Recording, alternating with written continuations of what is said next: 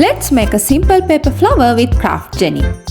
As the first step, we need to cut some rectangles, dimensions as 6 cm by 5 cm. Convert the rectangle to a petal shape like this, and now you have to follow the steps I am doing here to gather the petal from the opposite edge.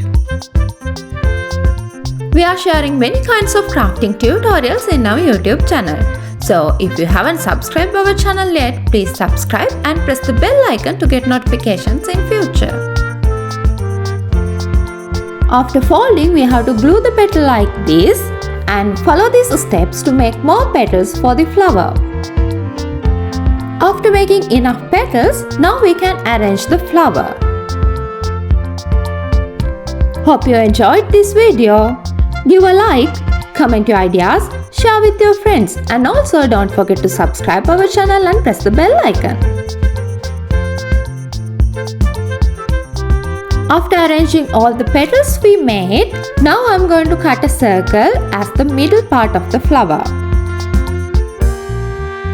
That's it, our flower is ready. Please try this and don't forget to share your experience with us.